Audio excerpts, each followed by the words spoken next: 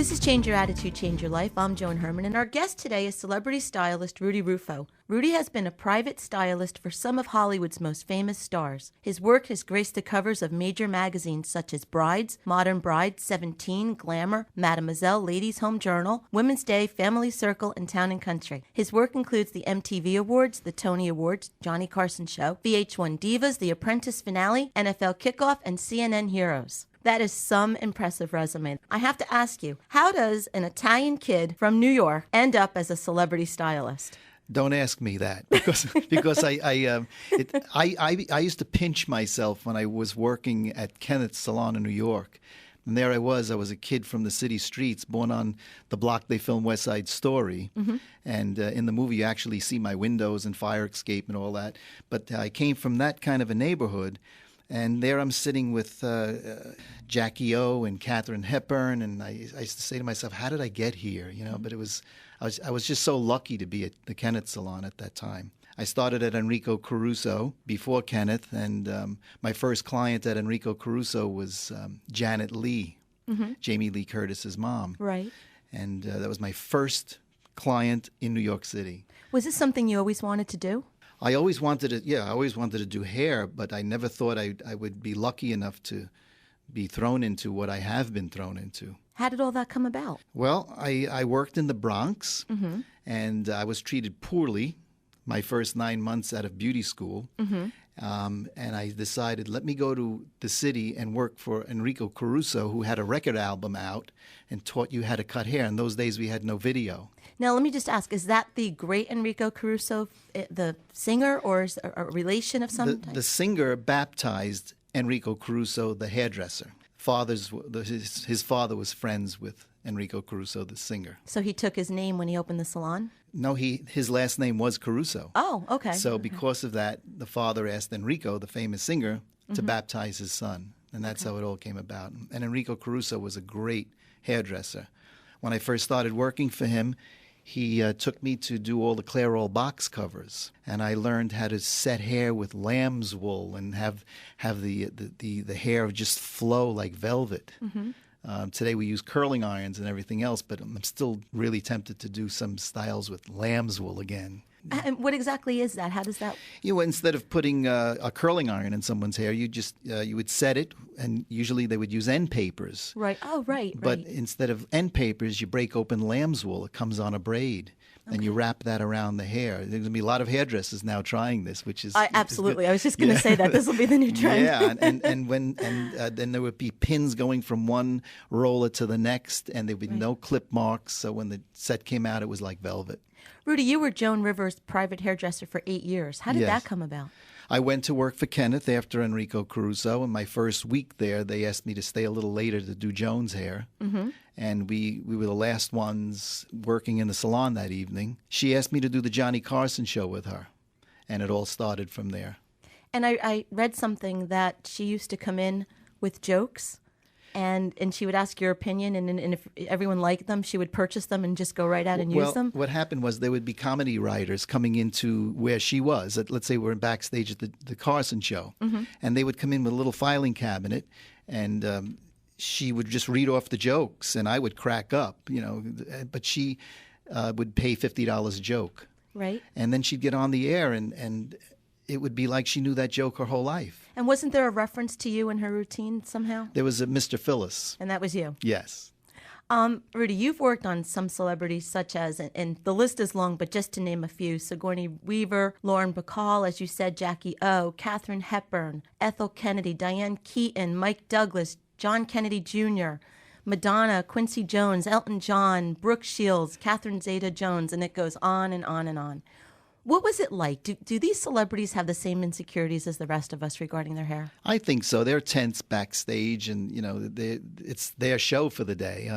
You're there to do their hair, but it's a very interesting feeling mm-hmm. being with them backstage, and I don't know how to explain it. But they feel the same way we do. It's such an important part of their external persona. I would think so. Like working at the Tony Awards, they'll come back in the dressing room. They're very nervous. Right. More nervous than I am to do their hair. And probably because everyone's looking at them, and they have to feel, and that makes them feel more confident. Yes. And that leads me to a question that the first time I met you, a friend of mine said to me, it's time for you to have a change. And I remember coming to your salon, and I sat in the chair, and you looked at me and you said, what do you want me to do? And I said, I don't care, whatever. And you worked your magic, and I have to say, it really did change the way I felt. And we talked about this. And why do you think it's so important in how we internalize those feelings and the way we present ourselves to the world? Well, one of the biggest problems I do have are boyfriends and husbands to the women. Because 9 out of 10, a woman will sit in my chair and she'll say, don't cut my hair only but an inch, because my boyfriend will get so upset or my husband will get upset. And the husbands and boyfriends don't realize how damaged the hair is. They just want it long. And I think it's to blend in with everybody else. Right. When Demi Moore appeared in Ghost years ago, her hair was very short. The whole country went wild over Demi Moore because she had the guts to cut her hair like that. And I think many men, not all, prefer their wives or girlfriends to blend in with everybody else. Demi Moore made a statement. Right. There are lots of secure men out there who hold their women from doing what they should be doing with their hair, having a nice perky haircut, sparked up haircut, today kind of a look. Right. I think there's a lot of insecurity that hold women back. Well, I think there's also that sense of fear, because I remember sitting in your chair and I was looking and you kept saying, are you okay? Are you still with me? And you know, the first question you said to me was, how long have you worn your hair like this? And I remember saying forever. And it got me thinking that, you know, I run into people from high school and they say, you haven't changed a bit. Yeah, because my hair is exactly how it was in high school. But you changed all that. And as I said, it's a very liberating feeling. And I don't think people realize exactly how important our hair is to us. And that's why I wanted to do this show, because I wanted to talk about transformation from the outside in. Because when you change the way you look and you change that feeling about yourself, I believe it changes everything. And do you agree with that? Definitely, yes. Yeah, because, you know, you had said to me one day in the salon that when you go home at night and you know that you've had a great cut, you've done something wonderful for someone and you saw their face, how do you feel at night? It puts me to sleep in a good mood. Why? Because it's what I try to go to sleep on that almost every night. I'll think of how I've changed somebody, and I see the expression on their face, and they're in shock that they never thought they could look like that. And I believe in change. If a person has worn their hair long for so many years, let's cut it shorter. Or short. If the person has worn their hair short, let's grow it. But let's do something different. I love change. And I'm not scissor happy, but I do love change. No, you're not, because you're razor happy sometimes. And I remember you know, saying to you, can this happen again? Because you have something called the Rudy cut, which is the cut that I think every time you come in, it's never quite the same. No, I don't know how I got the Rudy cut. Somebody labeled me with that. But I couldn't do the same haircut twice unless it was a very accurate, straight haircut. But I'm all over the place, and I love the change in people. Right, and that's, you know, what we're trying to do here. And okay, so now we talked about the why it's important. So let's get into a little bit about some tips for people. What would be the tips for a perfect cut? What's important for someone, you know, if they have a particular kind of hair, but they want a particular hairstyle, but it just doesn't work with their hair? Give us some advice for what we need to do to come out of the salon feeling the way we need to feel. Well, if your hair is split and damaged, if you have faith in your hairdresser, let him or her do what should be done. My biggest problem is I'll run across women with very damaged hair, and they won't let me go to the place where it should be. That's hurting them. I walk away saying it's a little frustrating because I really wanted to help them. And you can't if they're going to hold you back. Again, it goes back to my boyfriend won't let me cut my hair, or my husband won't let me cut my hair. Drives me crazy. Well, also, if someone has a long face or a rounder face, there are more flattering styles. Is that there are, but you know, everyone is so different, and even someone with a round face could wear a short haircut. It all depends. Okay, so the first tip you're saying is pay attention to what your hair is, if it's damaged, if it's not, the type, the coarseness, if it's curly versus straight.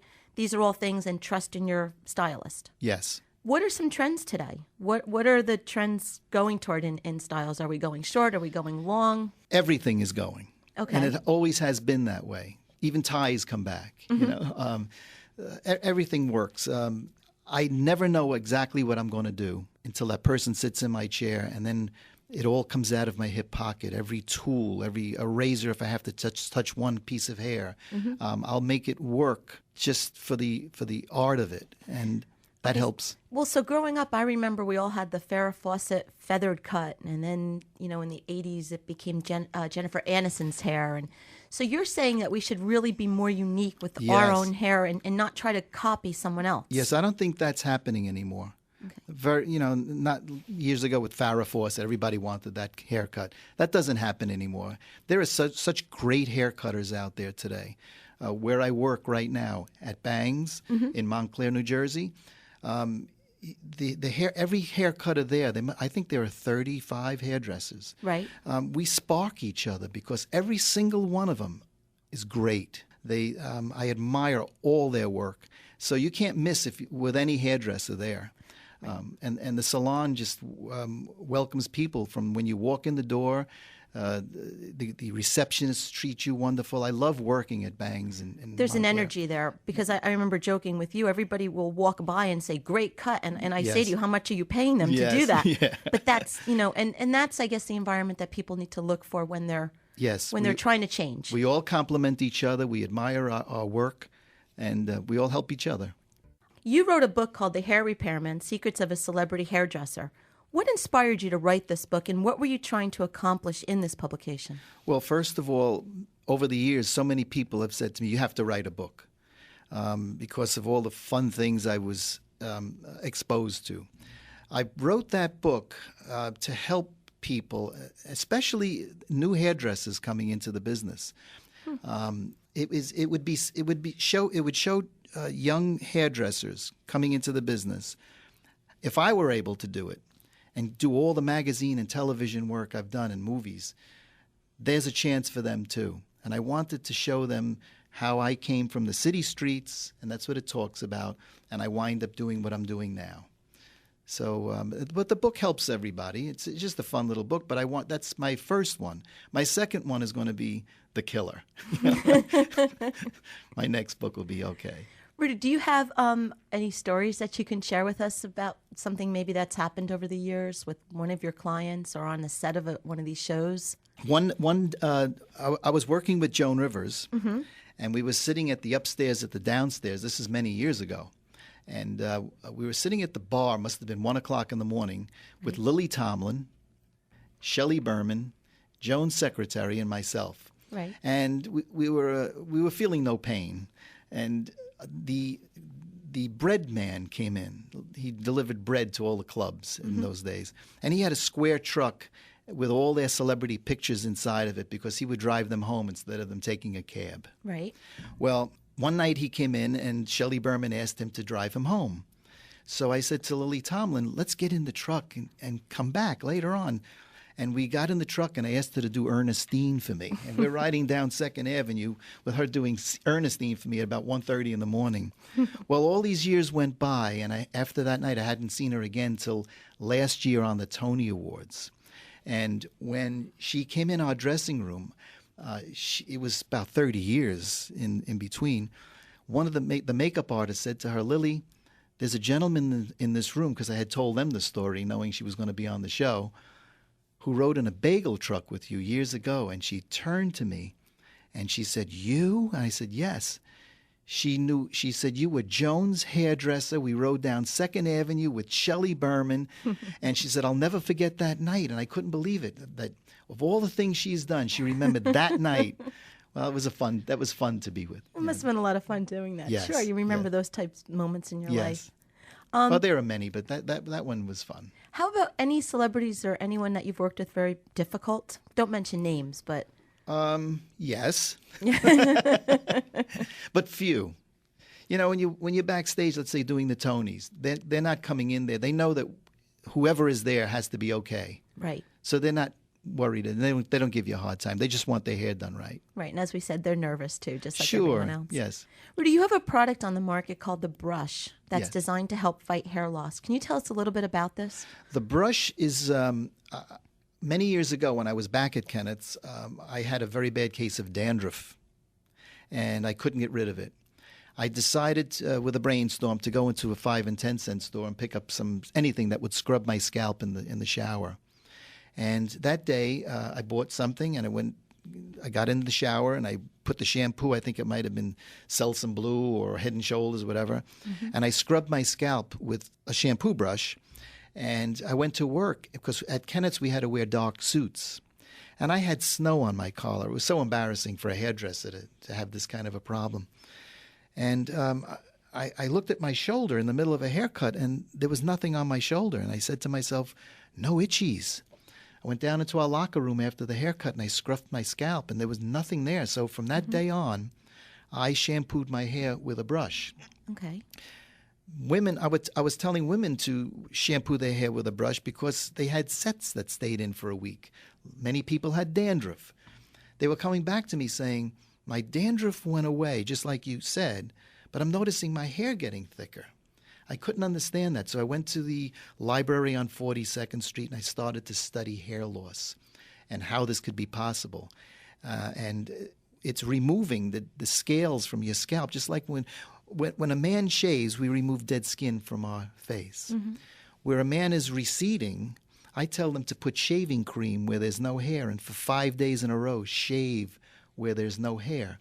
And 70% of the time, little stubs come through because they remove that dead skin that was just so tight. That's why the hair is so shiny there.